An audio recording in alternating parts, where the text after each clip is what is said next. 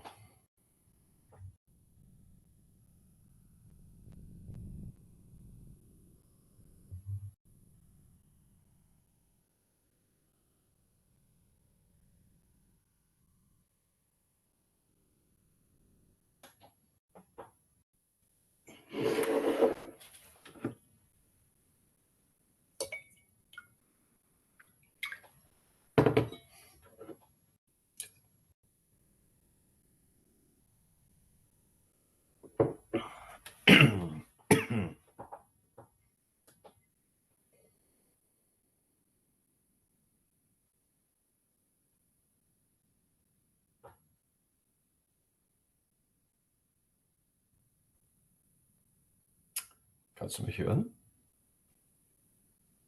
Sag mal was. Ich höre nichts.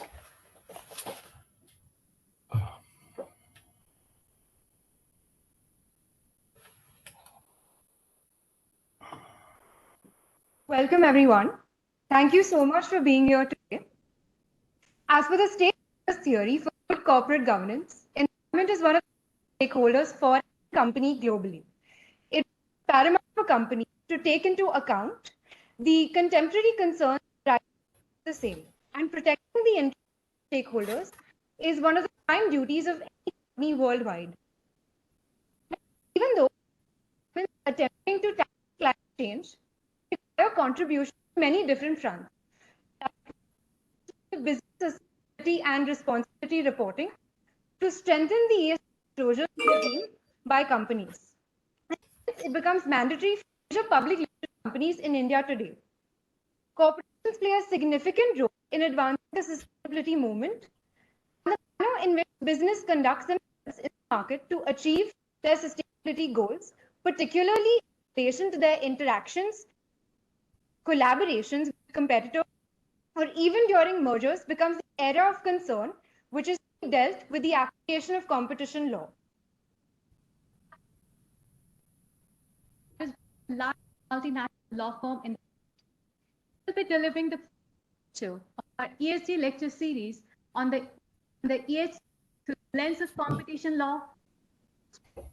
Our is Dr. Bert, designated of counsel in Brussels and a member of the Competition Antitrust on 25 years, one of the leading advisors in EU and German competition, including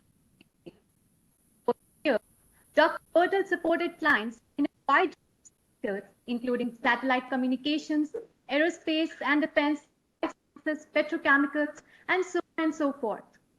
Dr. Bertold has ranked since 2004 in Chambers Global and Legal 500 with special praise of his talent for delivering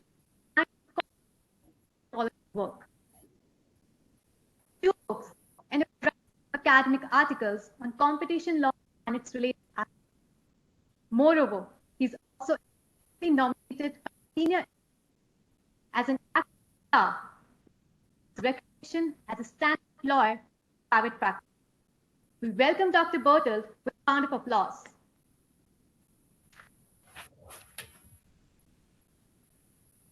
Second, Dr. an associate in Denton's Berlin office, competition and antitrust practice. She advises EU and German competition law, including merger control, abuse of market, and compliance. Her work in the litigation department of holds leading payment and at a boutique law firm, regulatory and competition law. Part of clerkship with the Unit for Competition Policy, the Ministry for Economic Affairs and Energy. Acts as an advisor in merger control proceedings and regarding anti with a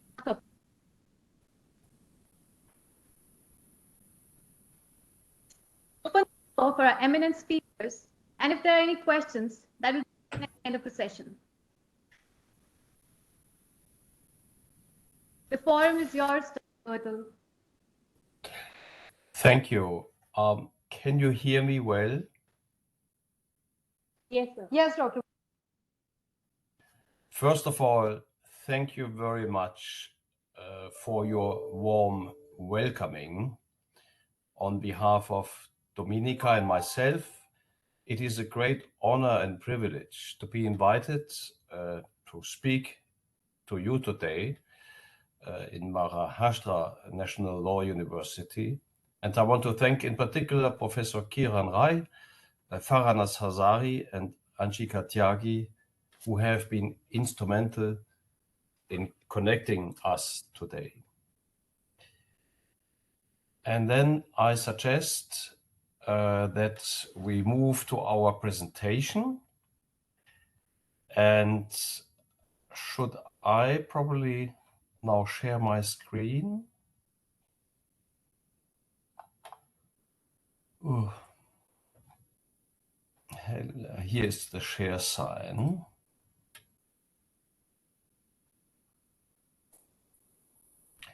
Can you see the presentation now?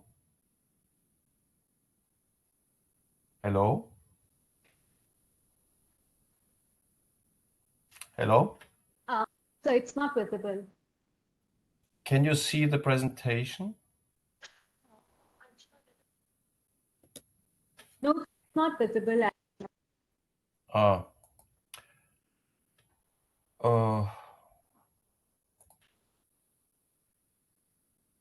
Sir, we have made you host in the presentation. The screen. Can you see the presentation now? No, sir. Oh, why don't you just put it up then? Unfortunately, I do not master this system so well. It's okay, sir. We are putting it up.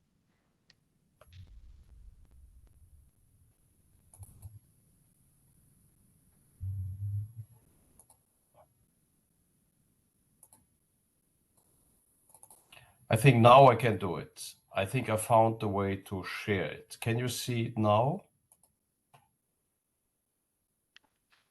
Yes, sir. It is visible now. Fantastic. So then let us start, and I apologize for this inconvenience. As you know, lawyers and technology are not always the same thing. So today, as you already said, we will speak to you about the role of competition law in ESG.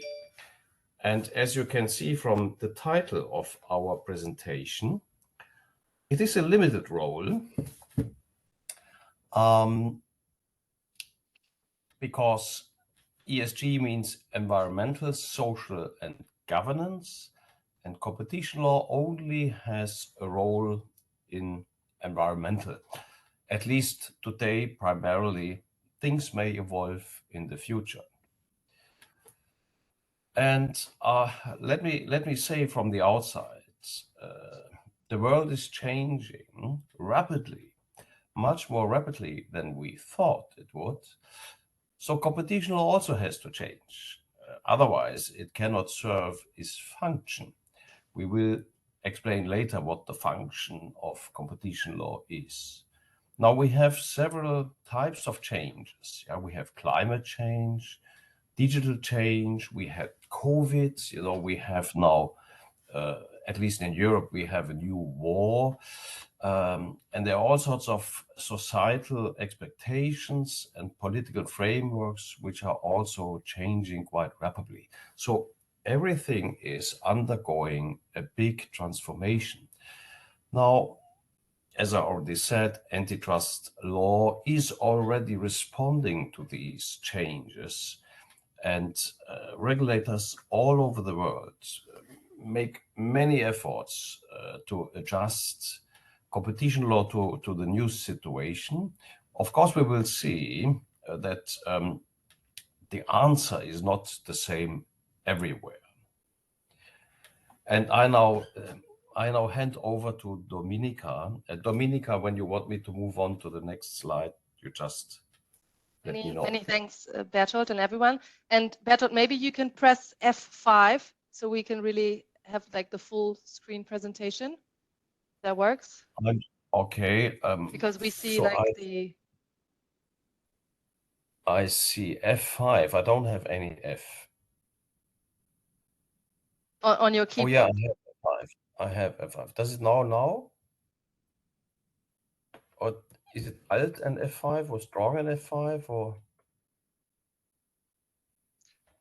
On my screen, it looks like presentation mode. Okay, so maybe you're sharing a different screen then.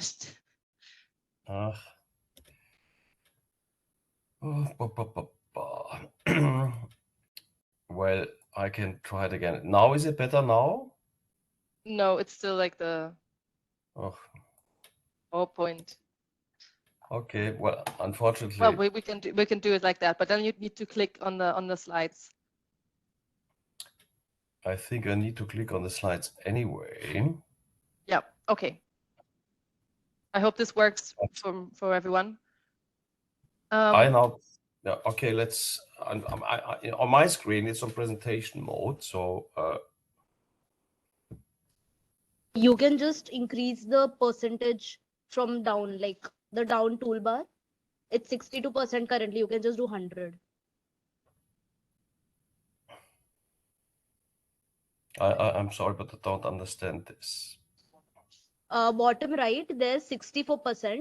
You can just increase that. Where does it say 64%? There's a bar at the bottom right. Notes, comments, then there's a bar saying 64. Maybe you want me to share it, Bertold, instead? I know what you mean. I know what you mean. Oh, okay. Yeah. Yes. Is it better now? No, I don't think so. Yeah. Now I have an idea. I prefer that Dominika shares her screen. It's much better. Okay, we'll just make her the host. Great. We will try it this way. Sorry.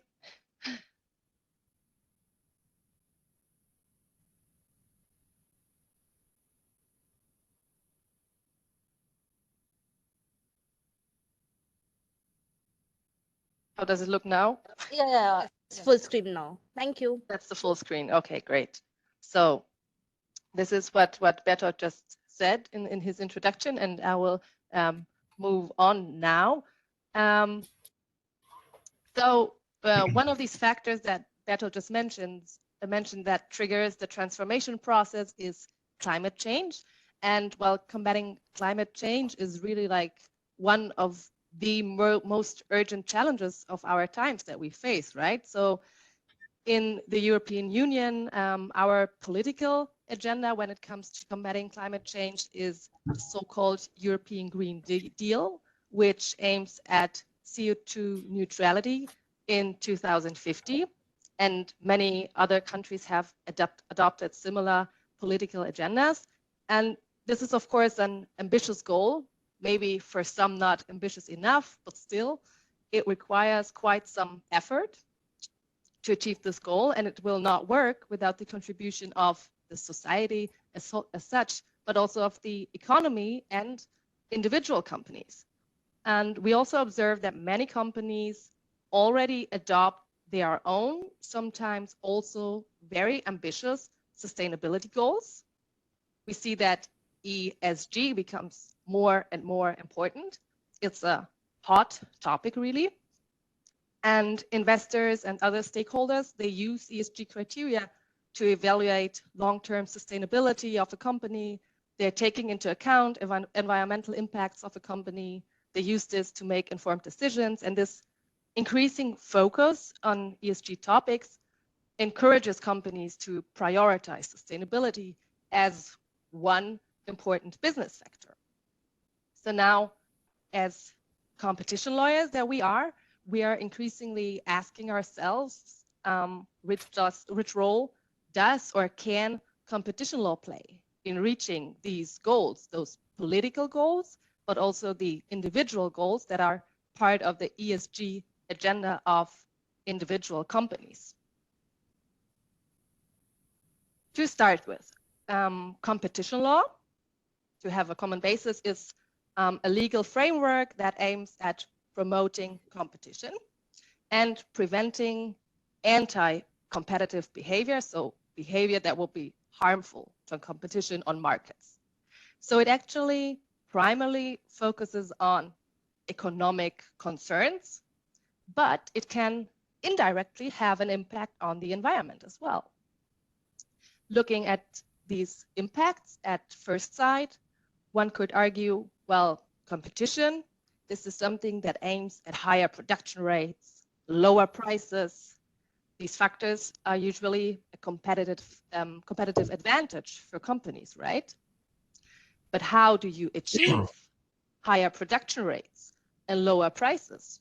Well, one way could be by over-exploiting natural resources.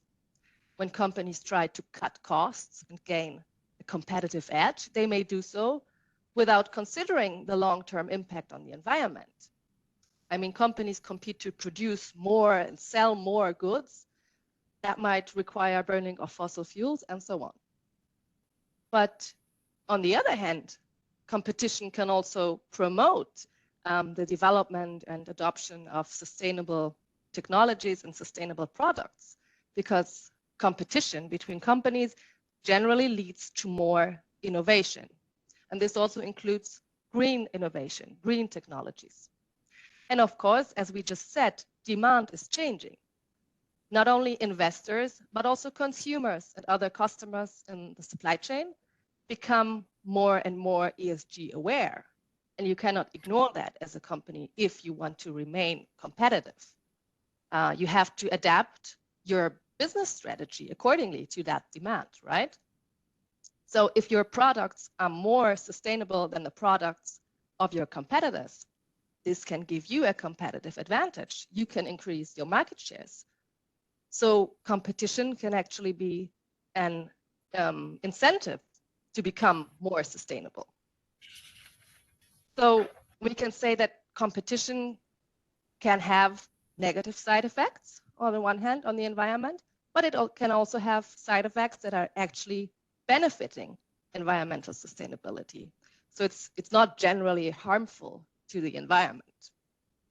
And what we really need is to find some kind of balance between economic growth and competition, which competition law promotes, and environmental protection on the other side, so that they can coexist.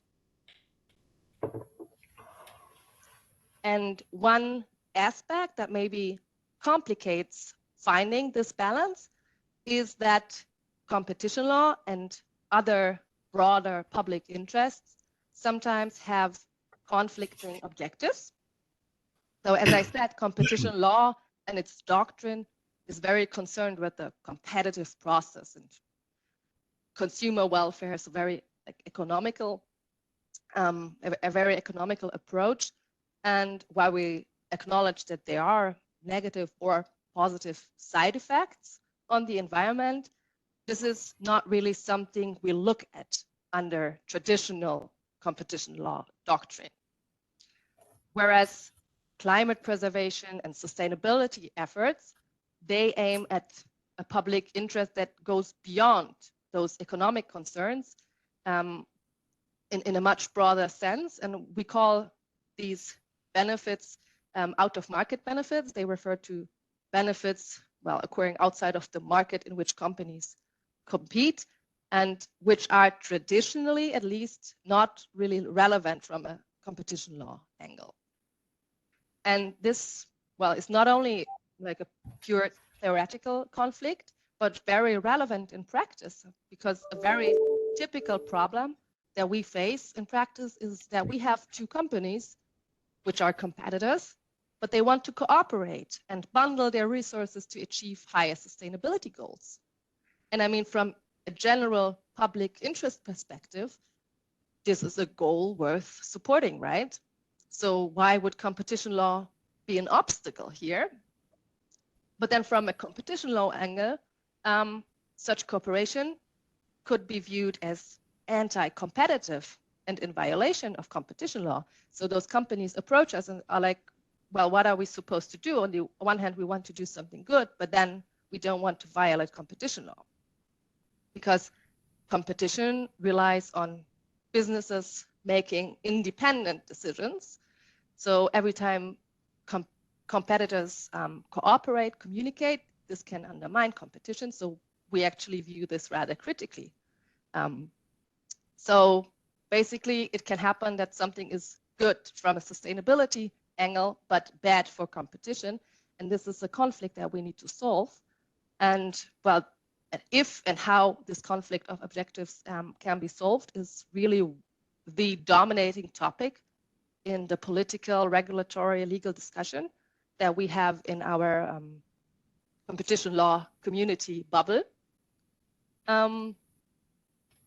And every company really needs to closely watch these developments. They need to stay up to date. Everything is changing rapidly, and they will face a variety of new laws, guidelines, and new administrative practice. Sometimes it's even hard to keep up with these developments, but the good thing is we're still like in the evolution process, and regulators, in particular competition authorities, they are open for dialogue. So this is also a chance for stakeholders to contribute to the debate and shape the debate, really. And also on EU level, there has been an ongoing debate on the revision of the so-called horizontal guidelines. The European Commission has presented a draft that also addresses sustainability issues, and Bertold will now give you a deeper insight into these latest developments at EU level. Dominika, thank you. That was so well explained. I learned myself from listening to you. Now, let us zoom in a little bit on the more technical aspects of this. So Dominika rightly said, everyone wants to save the planet. Everyone wants to protect the environment. But here the question is really more of a legal nature. Yeah. We have a treaty. The treaty gives different, and I speak about the EU treaty. The EU treaty gives specific competences to the European institutions. And in the field of competition law, the European Commission has a very important mandate to preserve competition and to interfere directly with company activities on the markets in Europe. So that is a very important field. On the other hand, the European Commission does not today have a similar power for environmental protection. So if the Commission wants to do something for if the European Union wants to do something for the climate, they have to legislate and directives and regulations, and the member states have then to adopt these laws into national law, etc., etc. And typically in member states like Germany or France, you have not only competition authorities, but also authorities in charge of environmental protection, which have also certain powers. But at the EU level, we have DG Comp, as we call it, the Directorate General for Competition, which has powers to interfere, and we do not have anything similar for environment. So that is basically the institutional setup we are facing. Now, most competition law regimes, or many at least, they are very similar. Yeah? They are based on a few very abstract articles. So the difficulty is, how do you make sense of these abstract articles? Like the Sherman Act In the United States, they said you must not restrict competition, and Article 101 of our EU treaty says you must not restrict competition. What does that mean in daily practice? Now, in the US, you have just this statutory provision, and then the case law from early on has made the distinction between the very bad sort of anti-competitive behavior, like cartels, price fixing, which in America have been labeled per se infringement. So things which are so inherently bad that without any further analysis, they will be prohibited.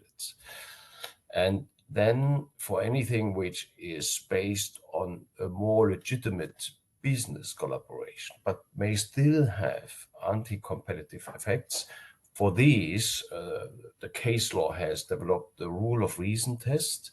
So the benefits have to be outweighed or have to be balanced against the restrictions. So it's a balancing test. Now, in our European system, we have something similar, but it's not exactly the same. So we have a general prohibition of restriction of competition. We call it Article 101, Article 101, paragraph 1. And then we have the possibility, once there is a restriction of competition, we have the possibility to justify the restriction of competition if it leads in one way or the other to efficiencies or synergies. Now, again, the question is, what are these efficiencies? And in the history of antitrust law, different interpretations have been given to what are efficiencies that are capable of justifying a restriction of competition. And those have been, of course, primarily those economic efficiencies that sometimes a collaboration brings about. Yeah, if A and B collaborate to come up with something better, more modern, more efficient, etc., etc. But also efficiencies have occasionally included more broader topics like preservation of jobs. So, which is different from the more direct efficiencies, which are translated directly in the better quality of the product. So we always had sort of the question: to what extent can wider societal desires be taken account when assessing a restriction of competition? So that is, in very broad terms, a little bit our setup in Europe. It sounds a little bit like that balancing approach in the US, but our Court of Justice had said that it's a different type of exercise. But still, once you have a restriction of competition in the first place, then the question is, do you have efficiencies, and how many efficiencies do you need to outweigh the restriction of competition? And then, of course, as we lawyers know, there's always the question of the burden of proof. So the authority has to establish that an agreement restricts competition. And once it has done so, it can sit and rest. And then the burden is on the companies to justify that their agreement produces efficiencies that are so important that they outweigh the restriction. Now, companies are a little bit the same everywhere in the world. Very often they have very good ideas and they really mean it and are serious. But occasionally you also have companies who are a little naughty, let's say, and who simply pretend that their collaboration is going to lead to great efficiencies. And in the discussion about environmental protection, we call that greenwashing. So competition authorities, they basically have to find ways to distinguish the good from the bad, and that is not always easy. And even in Europe, we have, by the way, we have European Union competition law, which applies to cross-border conduct. But then each of the member states also has its own competition law, and which applies to national conduct. And even in Europe, you find different philosophical approaches to sustainability. For example, the Dutch authority is very open to relaxing a little bit more the standard of competition law. And the Greek competition law is even more enthusiastic about protecting the climate. But you have other authorities who are much more restrictive.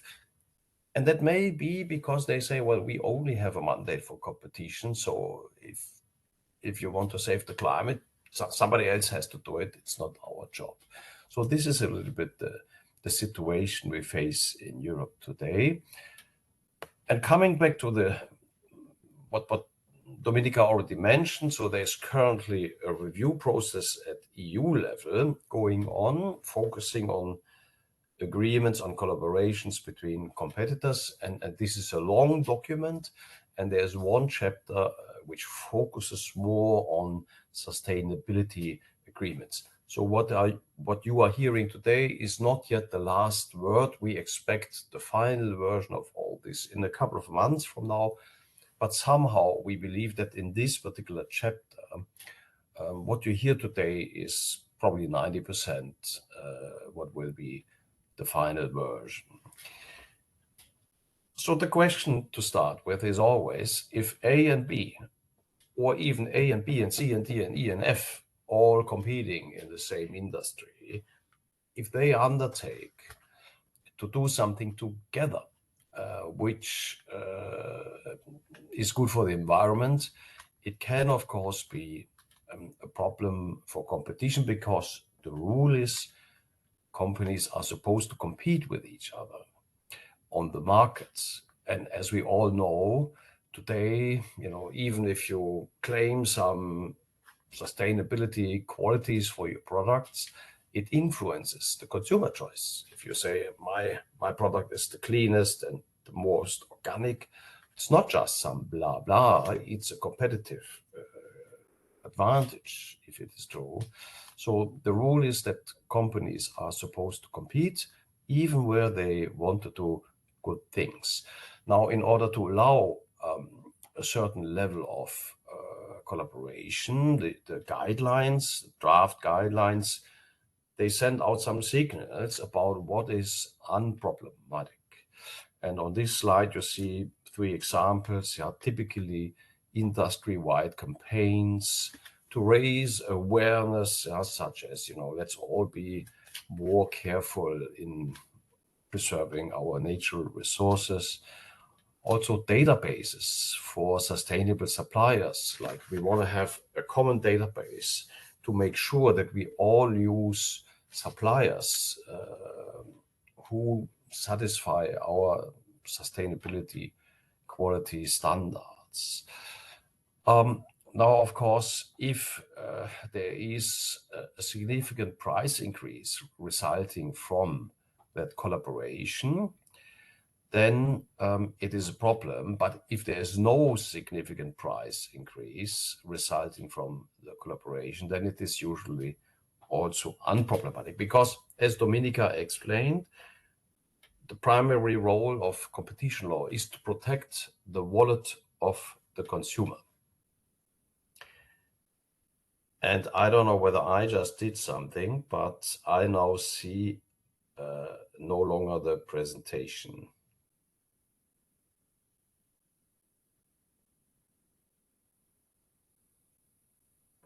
Dominika, are you still hosting?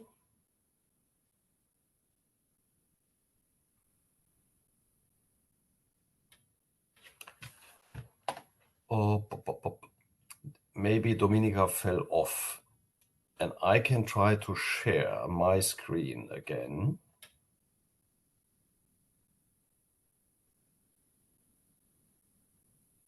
Can anyone hear me? Hello?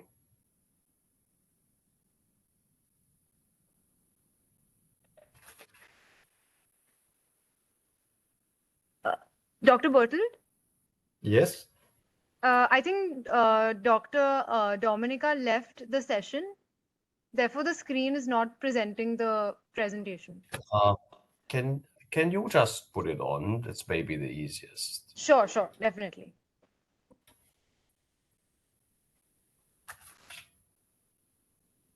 Is it visible?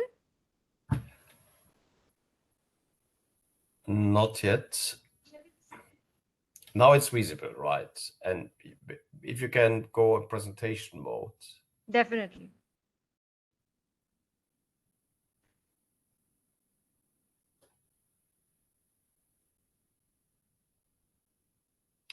Fantastic. So this is really sort of coming back to the technicalities.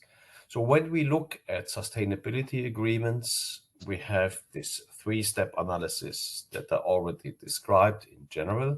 So the first question is, does the sustainability collaboration lead to a restriction of competition? For example, because the competitors agree to use more organic packaging material that you can recycle, and that leads to a higher product price. So clearly a competitively sensitive factor. So that is the first step. And if there is a finding of such a restriction of competition, of such an effect, anti-competitive effect, then the next question comes in. Does the sustainability create benefits or efficiencies of such a magnitude? Or does it create benefits that are passed on to consumers? That is the very important question. For example, if the collaboration leads to the production of organic milk, which has no pesticides, then of course everyone who buys that milk, he pays a little more for it, but then also has a better product. So there is clearly a passing on of the benefit, and the consumers share in those benefits. So the final question then is, well, do the benefits outweigh the restriction, which is a question of how to demonstrate it quantitatively or qualitatively, and I would say more about this. So in this new document, the draft guidelines, the Commission has already indicated that there is one area which they call the soft safe harbor. So agreements which are standardization agreements, sort of industry-wide. And on this slide, you can find the individual criteria. It's 7 criteria that the European Commission uses to signal when such standardization agreements are unproblematic. They call it a soft safe harbor. And these are very sort of common sense criteria, like it has to be a procedure that is open to everyone. Everyone must be able to participate if they wish to participate. Participation should be voluntary. There should always the possibility that members can individually exceed the standards. So there must not be any plafond. Well, this standardization should not lead to the exchange of commercially sensitive information. And finally, whatever is the result of that standardization process, even those who were not participating in the elaboration must have the possibility to join. And then again, there must not be significant price increases, and there should be a monitoring system to make sure that things do not go out of hand over time. And let's move to the next slide.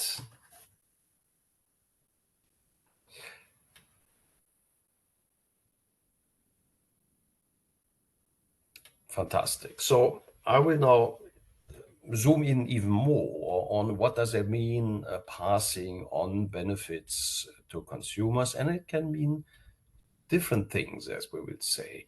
And by the way, what I present here is the specific response of the European Commission But you will see that the issue structure will be, I mean, the questions that are addressed are probably the same that will be addressed by any competition authority in the world. So it is a very good insight into the structure of analysis for such agreements.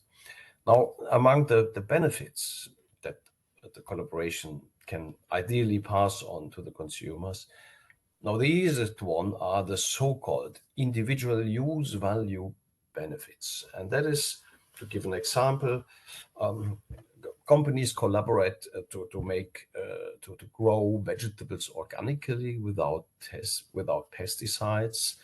Now they may then be a little bit more expensive on the market, but the consumer has, of course, the individual consumer has also the value of it. Yeah? I mean, no pesticides, it's better for your health, and then frequently it also tastes better, than these tomatoes grown in some artificial hangar.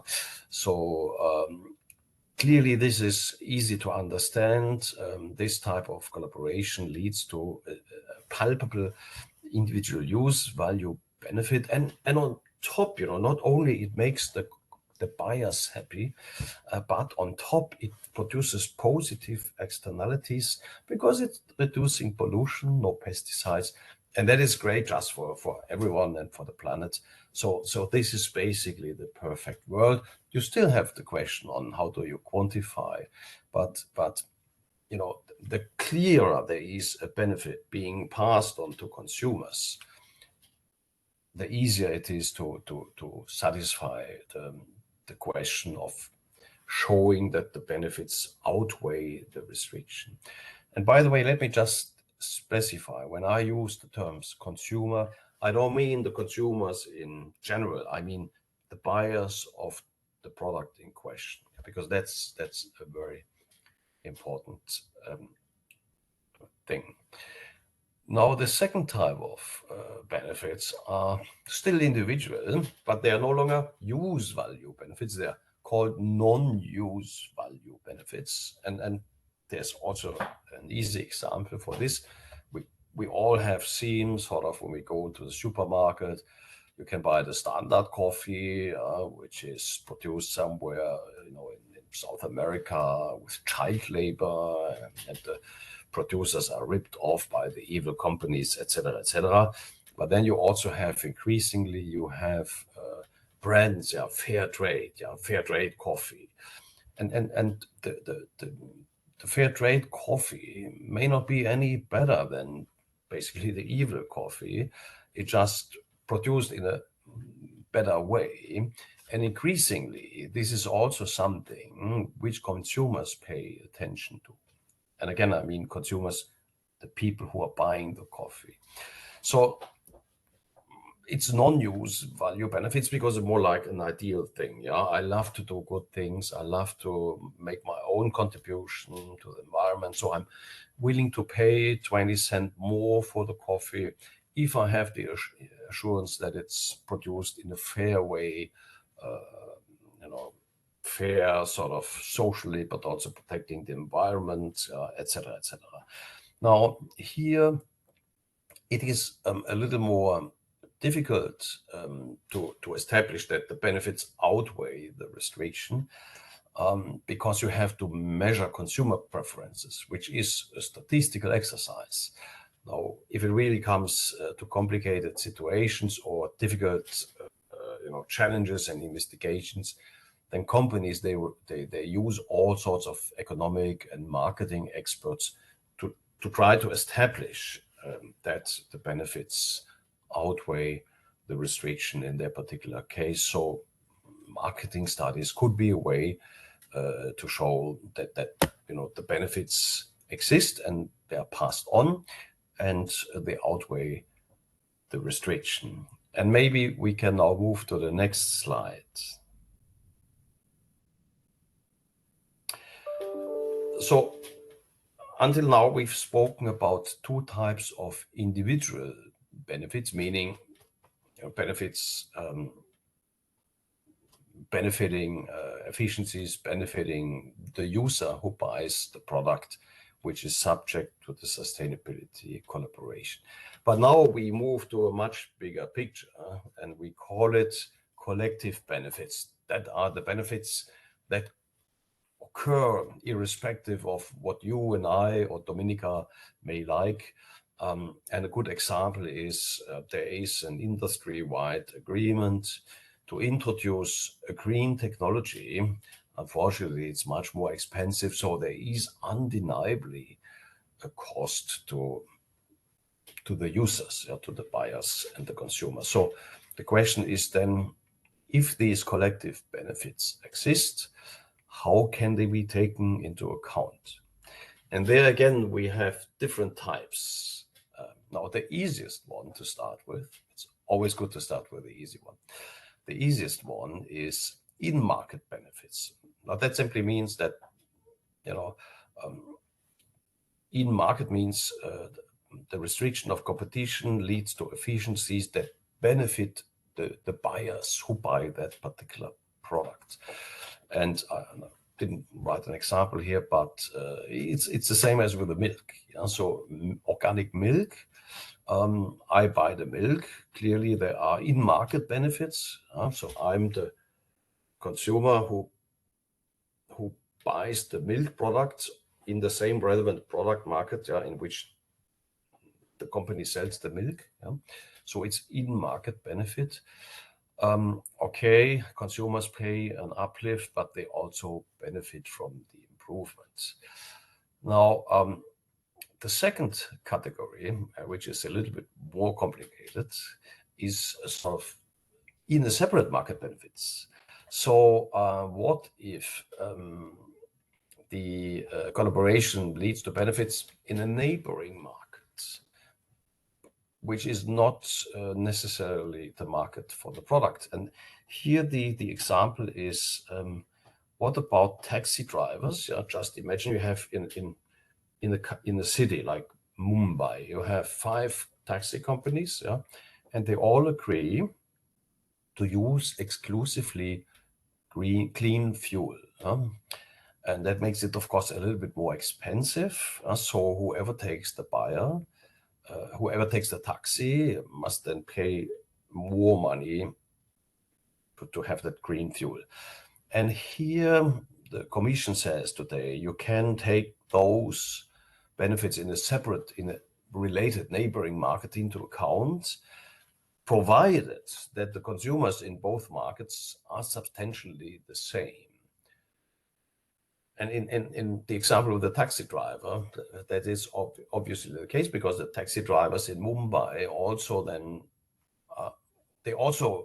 breathe the better air from the clean fuel taxi that they use. So there is a substantial overlap. So it's still conceptually easy to take those benefits occurring in the neighboring markets into account. And then the third and the most difficult category are the so-called out-of-market benefits. Now, here, the situation is, or the scenario is a case where, let's say, textile. You have European consumers, they love fashion. And now just imagine that the textile company, let's say Kenzo, says, together with some others, we have an agreement. We will ensure that in the production countries in Africa, these textiles will be produced according to environmentally friendly standards, and no child labor will be used, etc., etc. So something that you can see on the market these days. Now here, it is of course a wonderful thing that they do this, because these are very, very important issues.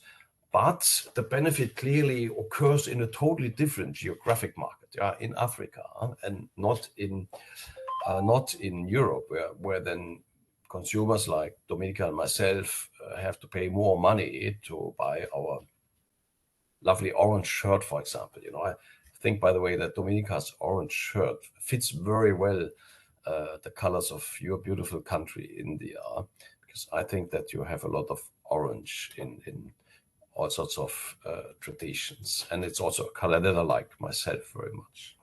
So out-of-market benefits are clearly the most difficult ones. And the European Commission, in its draft guidelines, it says very candidly, which is really remarkable, it says, we are not close to the idea of taking these into account, but frankly, we don't have any experience so far. So it will be very important to make an extra effort in establishing those.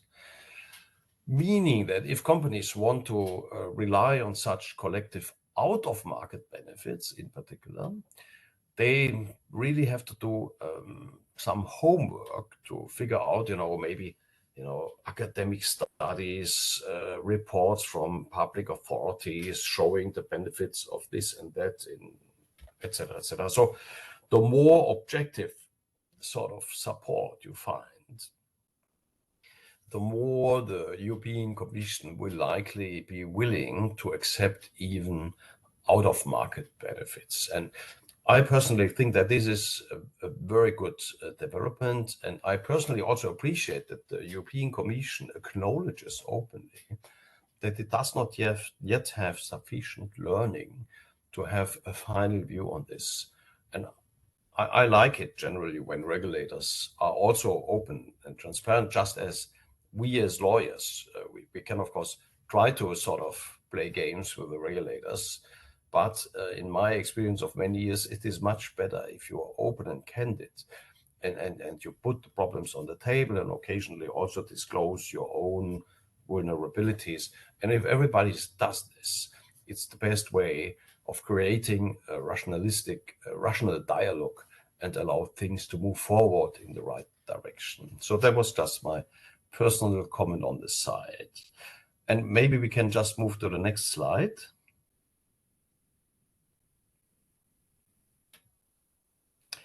Very briefly, now, there's one thing we haven't talked about. So everything we talked about is based on this structure.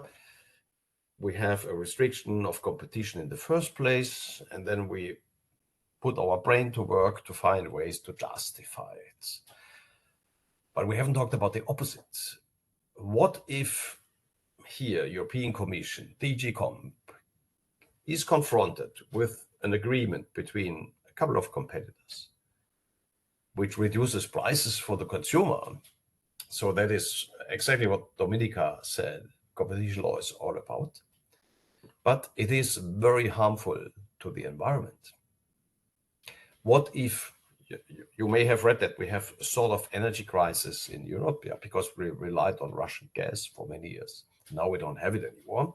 So just imagine you have an agreement, coal companies A and B and C make an agreement to basically produce coal, abundantly coal, very bad for the environment, very bad for the climate, but it reduces the financial burden on the consumers who have to buy heating.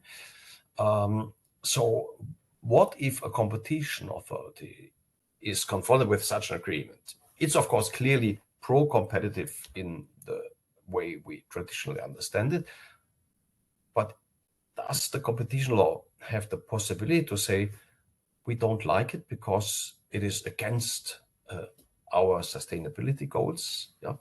And let's not forget that in the EU treaty there are some other provisions that says we have to protect the environment. So the question then simply is, what is the mandate of the competition authority? Is it just to look after financial well-being of the consumers, or does consumer welfare also include other wider aspects?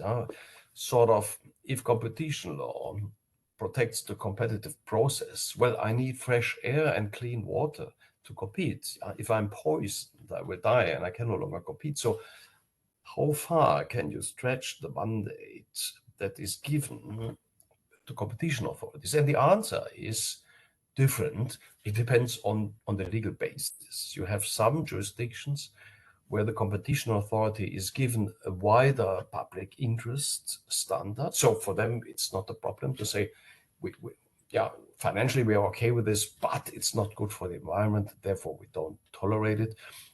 In the European Union, this question has not yet been tested. I have put it on the table in the recent presentation that I gave at an international conference in Portugal. And my own answer is it's not a clear-cut case, but I also believe that things are moving on, and sometimes, the political side becomes more important than even the legal side. And I think we live in an era where this may be the case. So I wouldn't be surprised to see these things happening, even though in the European Union setup, DG Comp does not clearly have a mandate to protect the environment. So that is something to think about for the future. By the way, I have not looked into how India has phrased the standard.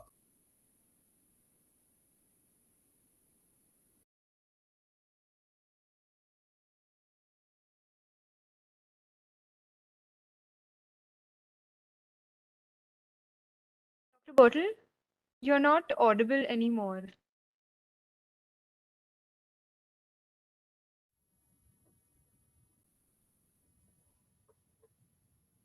And we move to the next slide. Yes, yes.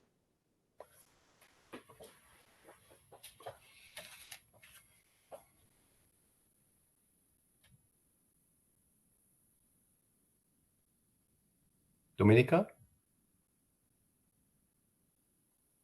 Yes. So many thanks for these insights, Bertold. I missed part of it, but yeah. I think we're running a bit out of time, so I'll be very quick here. Competition law does not only cover collaborations between companies, but many other aspects. And one of the sub areas of competition law is called merger control. So if there's mergers and acquisitions, in some cases, they need to be notified to competition authorities, and they will assess the competitive effects. And of course, this whole transformative process, we're moving into this green transition, also affects this sub area of merger control. We realize and we notice in our practice that more and more transactions, like mergers, acquisitions, are driven by also environmental motivations, like companies are acquiring startups that invented new green business models or technologies, for example, and this also reflects on how we define markets, because for our assessment, it's always important to have a defined market. We're looking at a specific market when we're analyzing these effects. So we're continuing to asking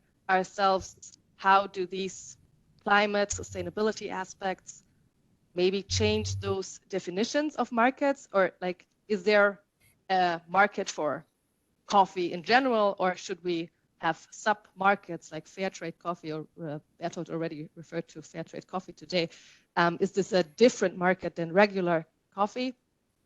And we have new markets that evolve, like e-mobility, for example, because we're not using fossil fuels anymore, or increasingly, and we have charging infrastructure and so on. Yeah, I think I would move to the next slide now, and I think we can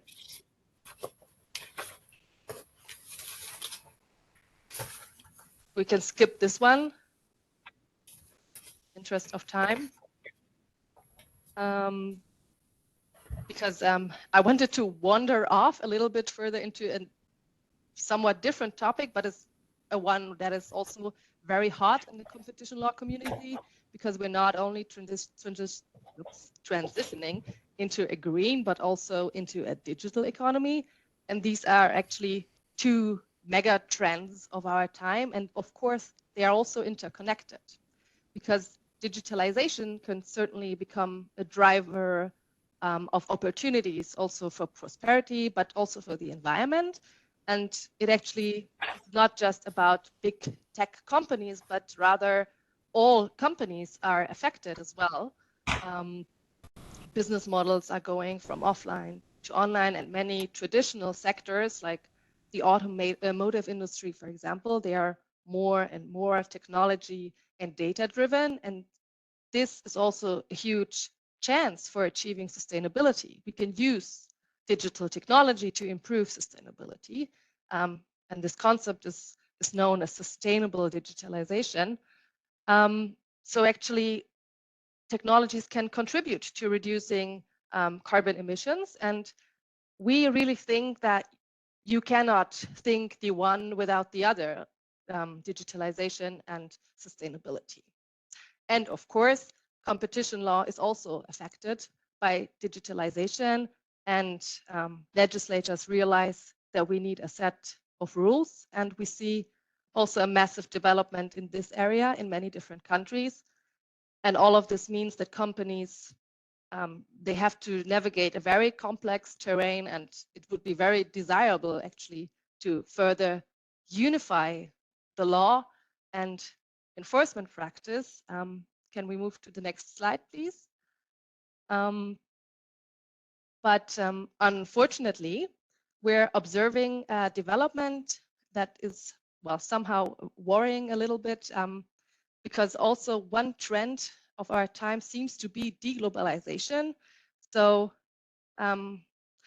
slowly the process of internationalization is reversing, and more countries choose to focus on their national economies, and they are abandoning somehow the idea of a global market. And this really is a thing. I mean, look at the trade war between the US and China. Well, of course, we had Brexit several years ago in the EU. We have the war, we have sanctions, and this all somehow makes the impression that we are moving further apart rather than growing together. And this affects everything. So this can also result, for example, in fewer economies to have access to specific technologies, and technologies that could be crucial also to achieve sustainability goals, right? Next slide, please. So if you wonder what this all has to do with sustainability, it's just that more divergence, which we're facing, actually complicates doing business in general, but also complicates doing sustainable business in particular. So we observe this somewhere critically. And well, we've already said that climate change and combating it is a challenge for mankind, actually. And we should certainly try to stop this trend of deglobalization and rather work on fostering our relations and stay in touch and stay connected, what we do here, which is great. And yeah, I personally believe that coming together, not only companies cooperating, but also nations and regions will help us to achieve those ambitious goals. And yeah, hopefully competition law will in the end make its contribution, or at least not be an obstacle. Yeah, but that's it from my side. I leave the final remarks now to you, Bertold. Many thanks.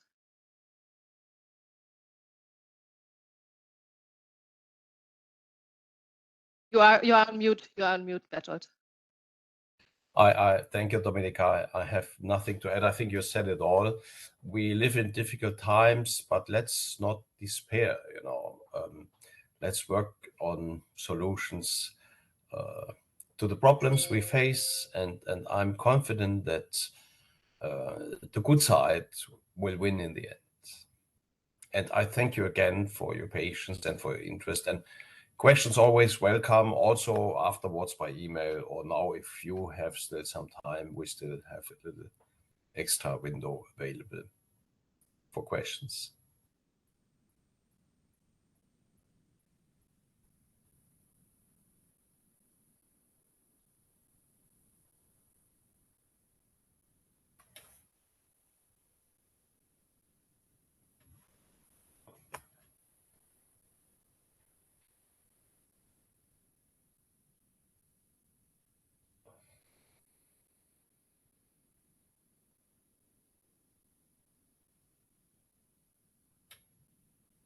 Am I audible?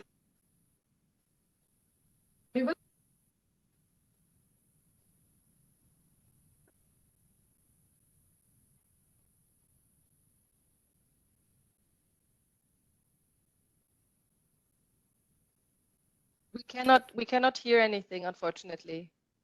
Now again. I'm audible.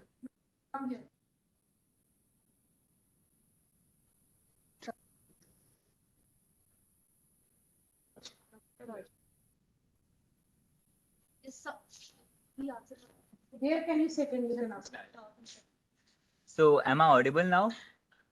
Yes. Yeah. So the perspective of like carbon emission and the like environmental laws and the competition law on that is mainly in the European countries through are driven by the carbon emission, the production of like protection of land, protection of air in that sense. But when we see to global south, it's more severe than that. Like it's not just air pollution, it's not just carbon emission, it's I mean the groundwater level is decreasing. There are floods that come and it's like the competition law can't be sorry, how do I phrase it? The competition law can't be in a can't sustainable way where we can just like wait for a certain time and let it go, let it let it be a sustainable in its form. So what I want to say is that the European perspective of climate change and carbon emission is very, I mean, kind of shallow sense and not that severe form of carbon emission that they are like facing right now. So Yes. like, how you see that, like, because the government the yeah, so the I think I want to say that the involvement of state within the no, proceed. Can you make it short, please? yeah to shorter sense that within the competition law to make it sustainable, we say that the You think that competition law is unfit to carry on this business of sustainability? yeah, especially in global south, because the condition are more severe and the So then if the conditions are more severe, then shouldn't it be the anyway? yeah the perspective itself I did not catch your first name, but you have a very valid point.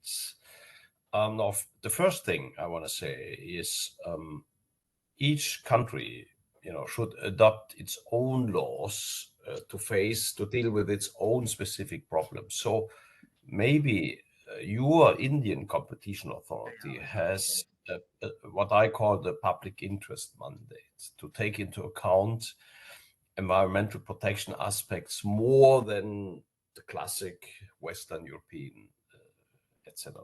competition authority. Now that is the first step. So India must have the laws in place which allow it to deal with its own problems. Yeah. And as you say, I understand that climatic change is more dramatic in the global south currently than in Western Europe or in the Western world. But then, of course, it to a certain extent, it goes with what we call the internationalization effort. I mean, but let me park it. I will be brief. In our presentation, we only focused on competition law. So it it did not give you a full picture of everything that European Union is doing to address climate change. And there's a lot going on. Yeah, like people have to renovate their houses to make them more energy efficient. There's a lot going on, if only to reduce the energy bill, yeah, because we have to import the energy. So what you have seen today here is just the little bit of what competition law can do in it. And in our case, it's maybe not so much. But to conclude, I think climate change is really the best case for a globalized, unified response, yeah? Including all the big countries, yeah, America, China, India, Europe, you name it. And unfortunately, as Dominika pointed out, we live in times where we are deglobalizing. So it is a little unfortunate that just at the time when we have the most urgent need for global collaboration, the world basically falls into multipolar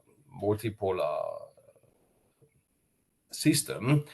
It has its own merit, of course, for many reasons, but on this very specific question of climate change, I'm personally convinced that we need to work all together to get it done, because if we stop producing CO2, but China continues full speed, then what's the purpose of it? So I hope that addressed your concern partially, at least.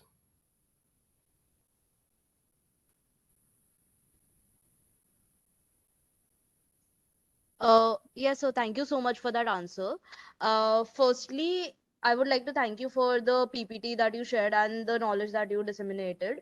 I just had a very small question that in times of emergency, economic crisis, like recently we had the pandemic, can the countries be obligated to still comply with this ESG policies on a priority basis, or according to you, ESG should take a backseat in those situations? That's a very good question. I think there are two different things. ESG is becoming more and more important, not only in competition law, but also investors, institutional investors, pension funds, placing their money into companies. They look more and more at ESG. There is a famous individual, Professor Robert Eccles. He has invented integrated reporting.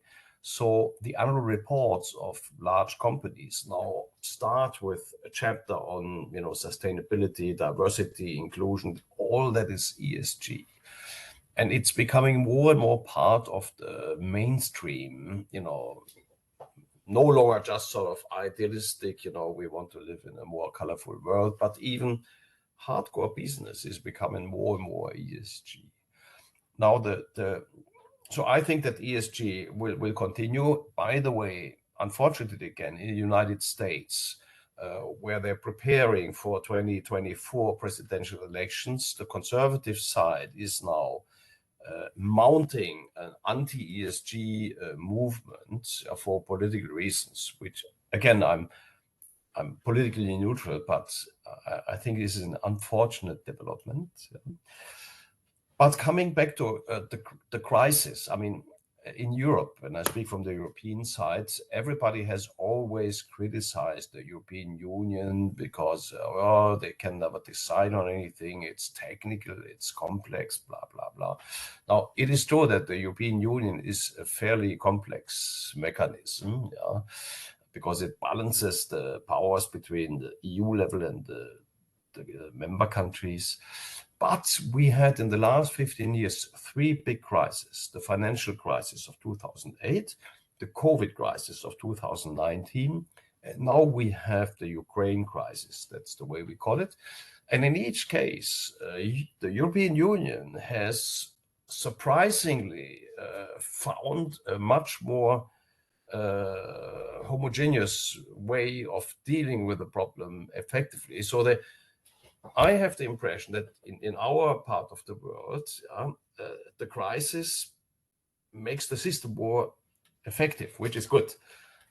Now, what you see in all three cases, that the responses of the EU level to address the crisis are primarily political and only secondarily legal.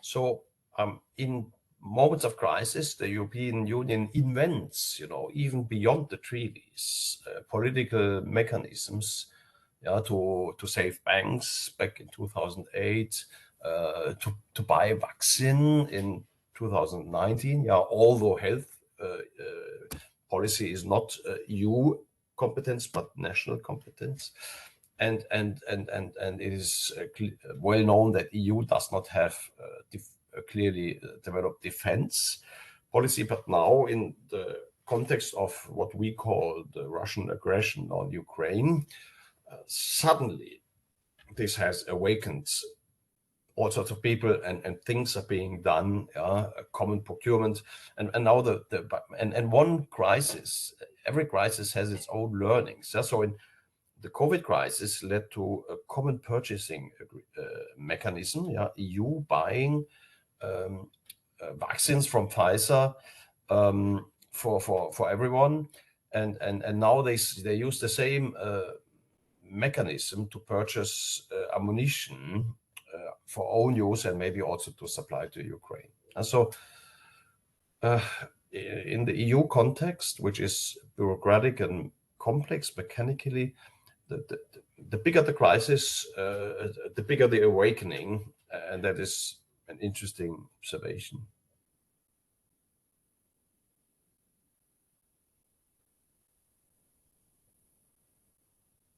Hello, am I audible?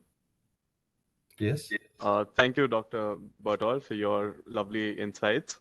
Now, my name is Rohan, and I want to ask a sort of personal opinion on the fact that you have a lot of opinion pieces in the Wall Street Journal, and other financial experts also say that ESG is more of something that ESG is not really something that translates into profits, and that ESG funds have consistently underperformed, and sometimes they even have worse labor and compliance records than their non-ESG friendly counterparts.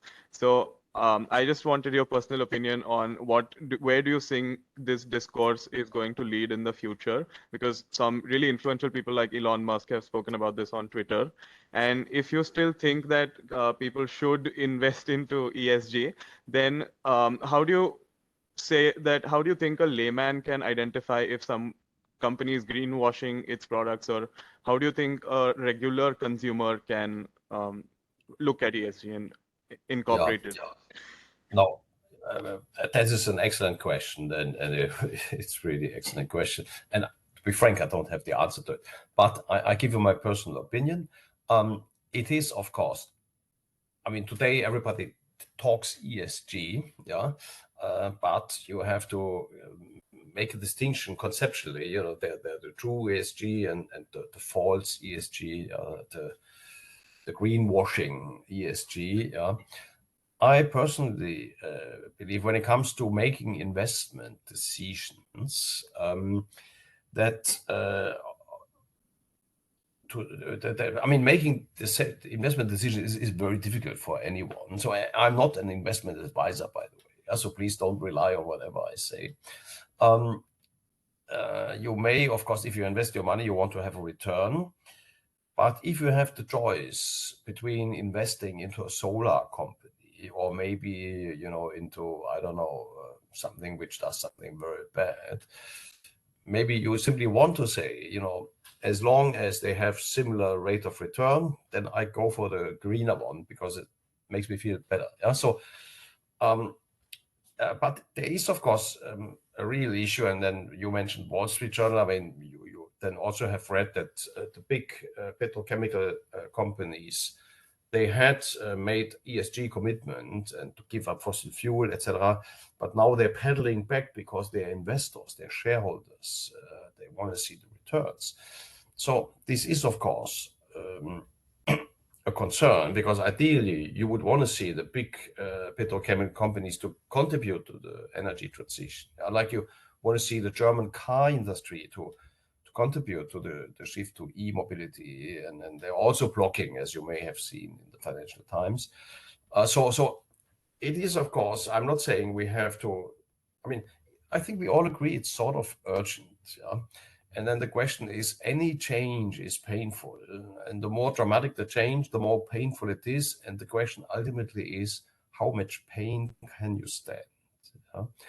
And if you move into, if now suddenly in 5 years, we have 50 degrees every day and heavy thunderstorms and all our houses are basically destroyed by earthquakes, then I think we are willing to make bigger sacrifices than we may be willing to make today. So I think it's a gradual process. Before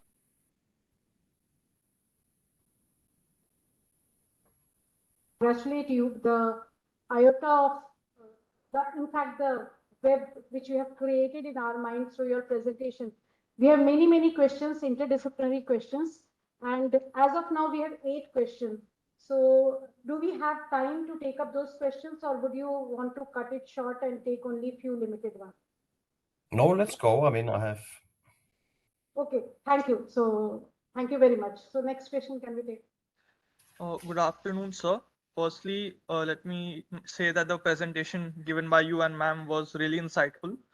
I had a question. You talked about separate market benefits as a category, and you mentioned that the consumer base between sectors must be the same. So my question is, apart from the aspect of market share, is there any other rationale behind mandating the same?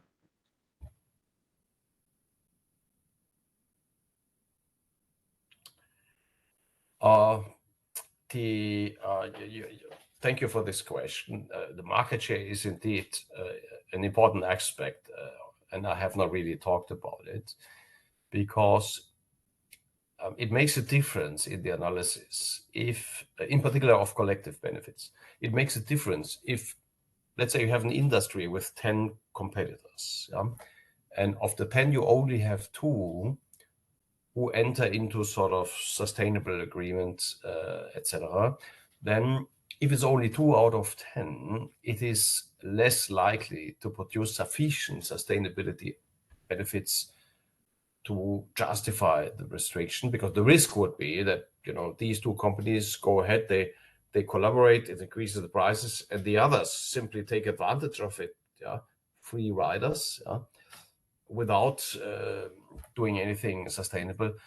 If on the other hand, out of the 10 companies, you have 8 or 9 that agree on doing something, then the likelihood that benefits are created and passed on to consumers is much bigger.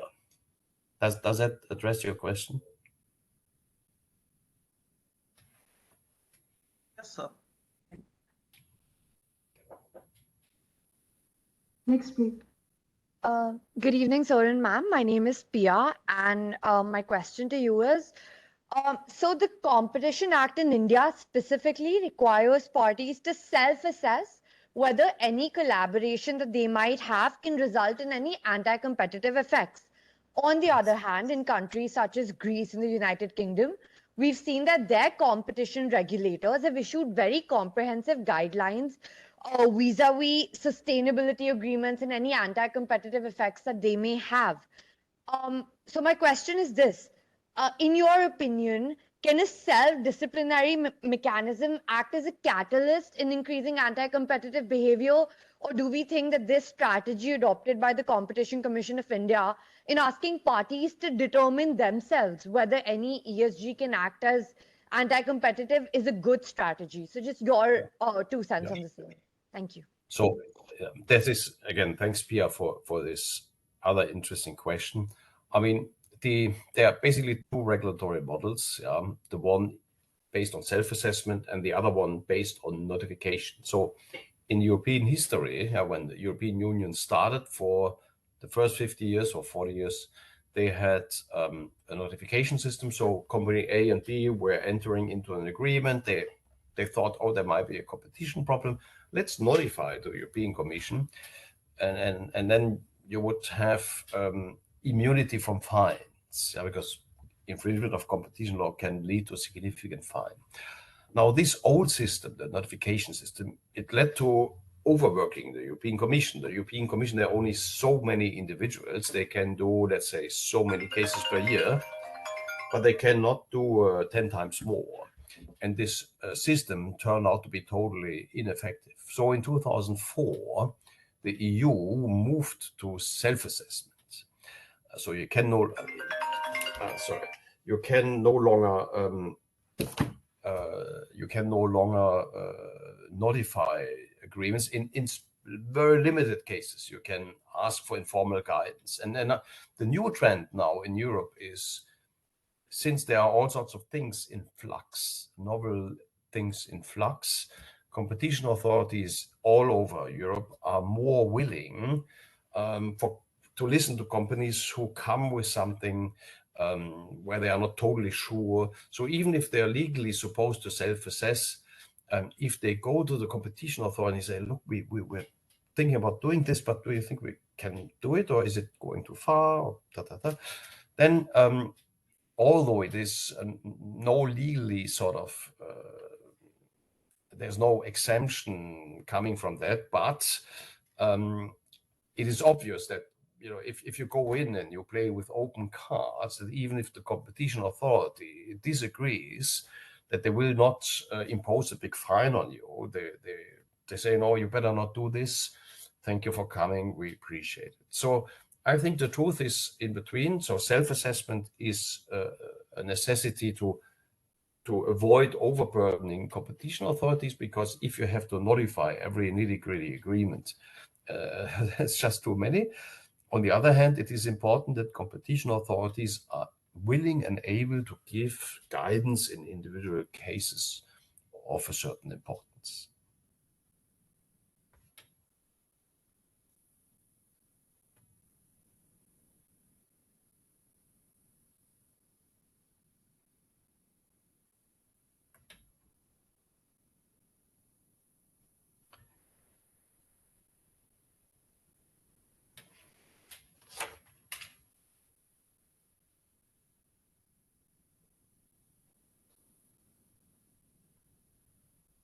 Hello?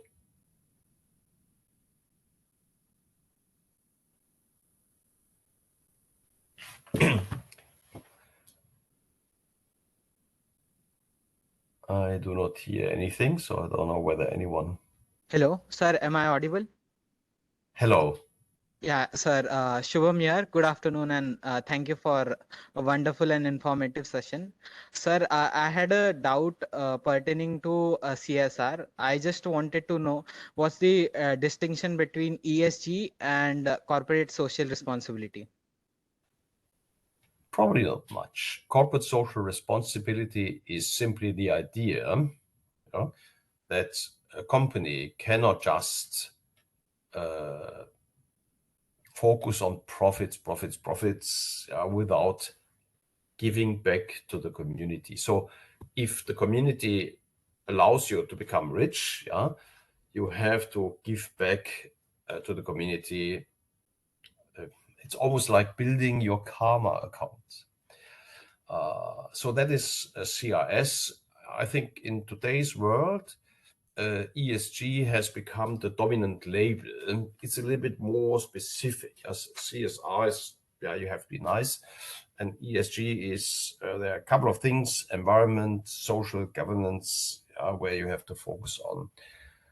But maybe one is not excluding the other. Maybe they both continue to coexist. So ESG is how do I shape the activities of my company, to make them ESG compliant. And then if I earn a lot of money, I still have to think about CSR, how do I give back to the community?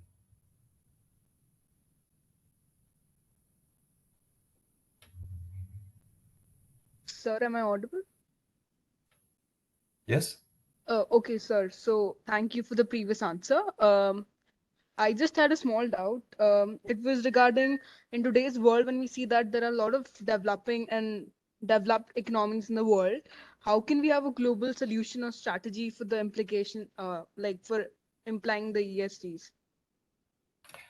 Now, very good question. So technically, it is not difficult to have a common proposal. You can organize an international conference with experts and maybe politicians, whatever.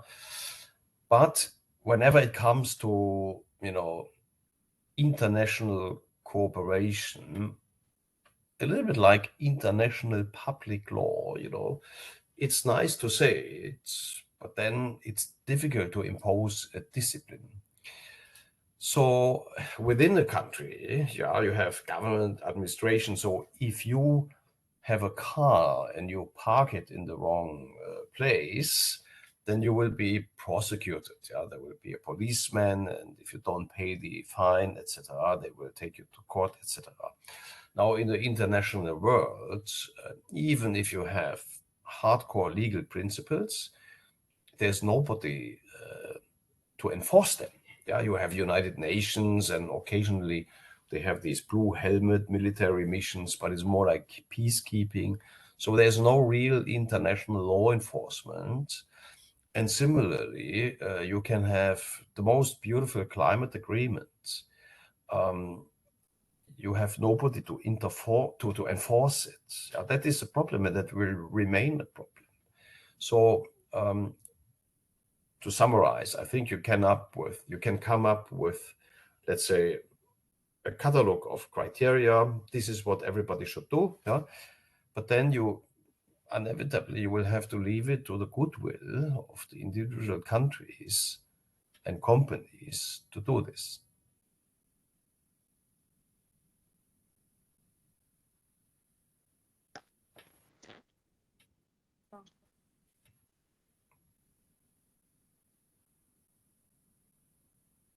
Sir, am I audible?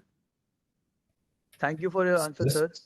So I'm Harsh, and thank you for your presentation. My question is, what I understood from your presentation was that it revolves mainly around the fact that across jurisdictions, there's a lack of uniformity in competition laws. Some cater to the ESG requisites, and some are yet evolving. So, sir, from my understanding, can the concept of impact investing, which is more of a profit-oriented concept than ESG, while also catering all the environmental issues, be a solution to the issue of having more of ESG? And can this be a solution towards the problem of competition laws not being ESG ready? And if not, if you don't think so, what are the problems with this solution? Your views on that? Thank you. Yeah. No, I'm not familiar with the details of impact investing, so I read the newspapers, but maybe not enough. But my general answer is, like in medicine, very often pharmaceutical companies, they want to develop a medicine, a drug for, let's say, a headache, yeah? And then they discover by coincidence that it also works for some other disease. Yeah? So we generally speaking, humanity, we try to be scientific when we think about things, and rational and rationalistic, scientific, but sometimes it's just learning by doing, and it's trial and error. So I think everything is worth being tried, whatever the name you give to it. Yeah? And then you should, of course, after maybe 5 years, you should review it and say, hey, did this work also for ESG? And if it does work for ESG, perfect, right? So that's the answer that I think, the type of answer that you could give for many similar questions. I think maybe we have to just be more courageous to try out new things to see whether they will work, and if they don't, we stop trying them. Yeah? Thank you, sir, for your previous answer. So my name is Shubh, and I want to ask you that the petrochemical. Sir, I'm audible. Sir, I was asking Yes. The petrochemical companies of the Gulf account to the 71% of the carbon footprint for the entire planet, and the West has been developing itself and keep making carbon footprint. So why the South Asia, the developing countries, are being accountable to the ESG norms and everyone? Like, we should also develop first, and then should be accountable for all the ESG norms. these are very important questions, ultimately about justice. Yeah? About justice, because what you describe is simply the result of a historic process. Yeah? And of course, there is a concern, why should we now prevent sort of emerging countries from doing what we in the West have done for the last 150 years, like exploit the natural resources to have a comfortable life. And the justice would probably give you the answer, yes, I mean, now it's their turn, to maybe the Westerners should, step back a little. But then there's maybe the overarching question: how much can we afford? Because, and that's, I mean, and then if we come to the conclusion that we cannot all go on like we would like to, then justice would then again maybe suggest that each part of the world makes a sacrifice, and maybe if you guys in the global south make a sacrifice on the CO2 emissions, this coal plants or what, so maybe we can produce, I don't know, some sort of leisurely activities that have a heavy impact on the environment. So there is a little tension between the distributive justice, also measured as a process over time, and simply the current situation, what can we afford, and how pressing is the situation. And then, so it's clearly not a question of competition law, this is more like philosophy, but philosophy is important.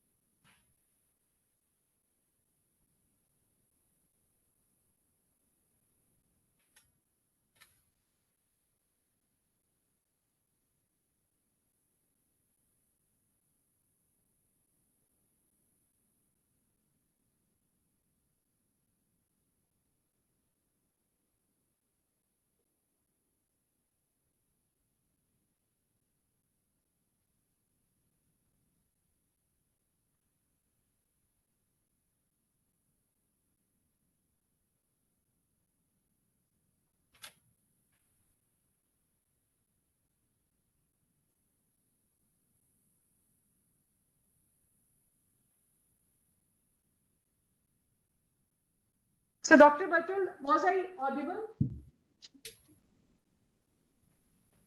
Sorry? Was I audible? No, unfortunately, I did not hear you for the last 2 minutes. Okay, so a big goof up. Now, am I audible? Yes. Okay, so those said a lot of things. I will just put it in a brief. So I will just like to inform you what Indian competition regulator is doing. So CCI has made a working group called NICE, and the latest diktat that has come to the NICE members, which is a group of academicians to do research on competition law and sustainability. So maybe in 6 months' time, or maybe in next 1 year, India would also be having its draft policy of bringing ESG into competition law and seeing how to take it further.